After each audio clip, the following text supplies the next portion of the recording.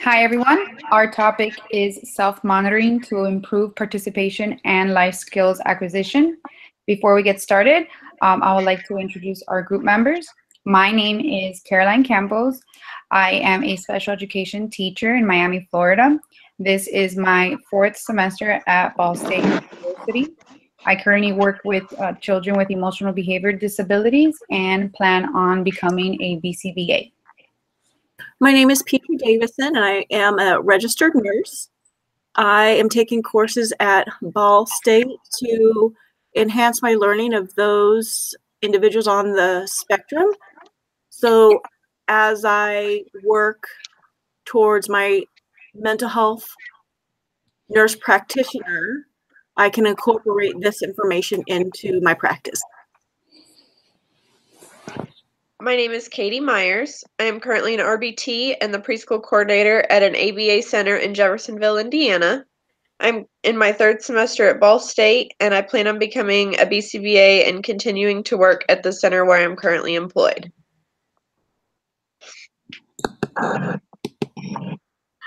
Okay, our setting is Great Opportunities Career Services and Day Program. We are a clinical-based setting servicing more than 200 adult clients with varying disabilities in our community. We have a focus on recreational activities, career services, employment opportunities, and life skills acquisition. We have access to a diverse staff members ranging specializations. We have 30 job and life coaches, 20 teachers, 3 speech therapists, 10 assistants, 1 BCBA, 4 RBTs, and 1 psychologist. Okay, some areas for opportunity that we have identified are the fact that we are experiencing low participation numbers. Though we can service over 200 clients, only about 20 clients are frequently attending our program offerings. Out of the 20 that frequently participate, they are only taking advantage of the recreational service and career service opportunities. So our goal is to increase the participation of all our programs, including the life skills acquisition classes. Our intervention selection for our area of opportunities is self-monitoring.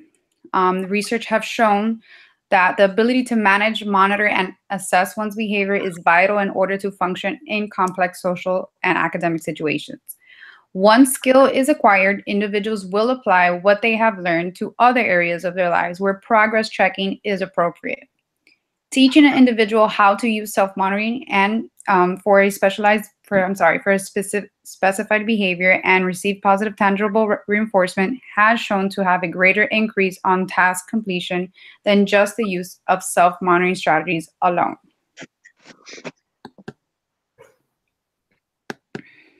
When starting a self-monitoring intervention, there are some different aspects that one would need to consider in order to make the program successful.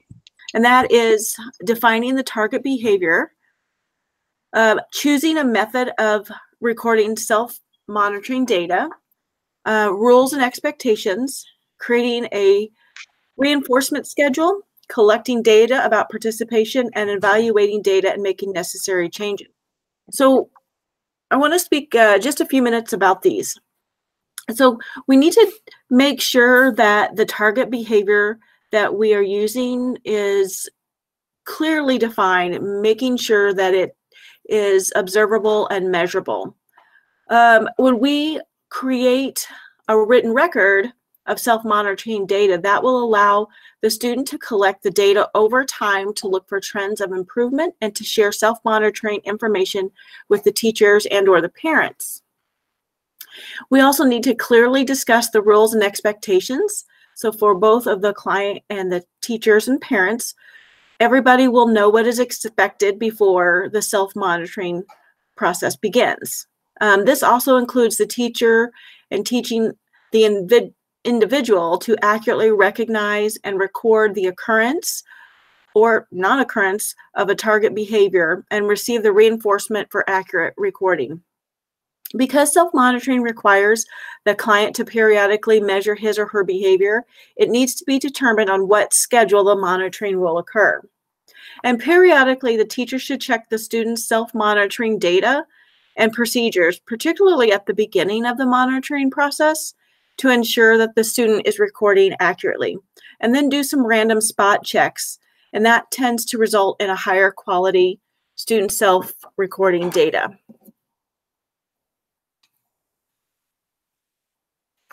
Some of the ways that we're going to implement our strategy, I've included here that you can see on this slide and actually the next slide. We have a preference assessment form, and so we felt like we needed to make sure that we are asking our clients what kind of programs or classes they want to see. Because if we're not doing that, then obviously they're not going to be attending as regularly. We also have like a frequency tracker. So this is one way that they're going to self-monitor by keeping this information that's on the form that helps us deliver the criteria that they need to be met. And then once they have completed a class or the program in entirety, then they would get a star sticker that they would put on the rewards card. We'll go to the next slide, which then these are some additional forms that we have included. So we have the reinforcer preference assessment. It doesn't matter what kind of reinforcers or what we're calling rewards as well that we have, that if it doesn't, if it's not something that's preferenced by the client, then they're not likely going to be successful at this program.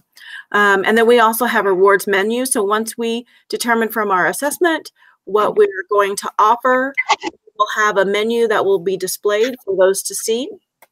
And then also an evaluation questionnaire. So when we have identified individuals that are not participating, we can then sit down, have a discussion, and determine why.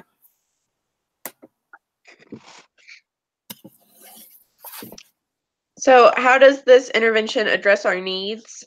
By conducting a preference assessment with our clients, we are able to figure out which classes they are interested in.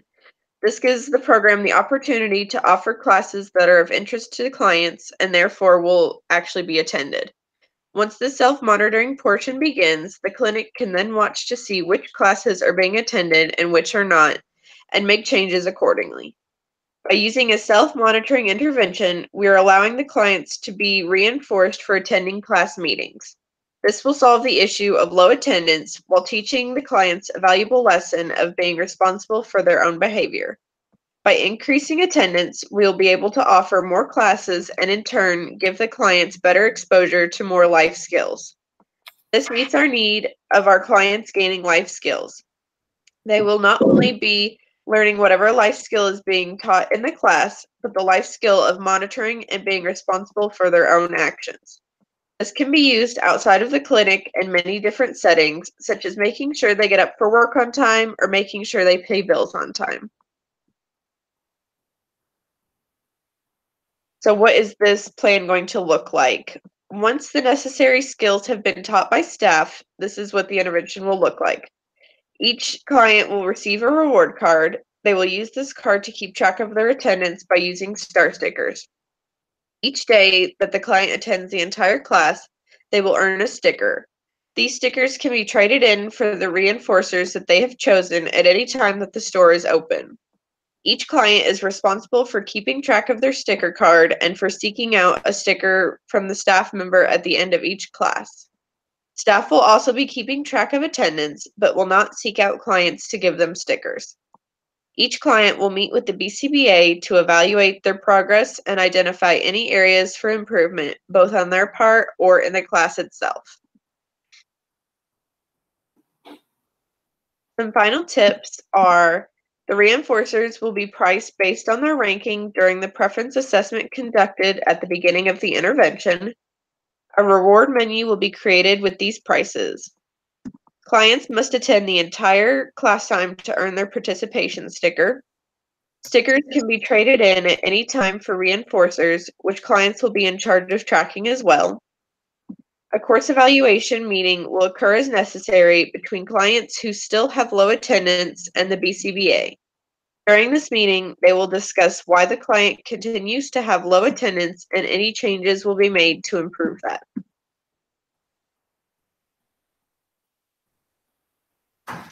Here is our list of references that we used. And that concludes our presentation. Does anyone have any questions?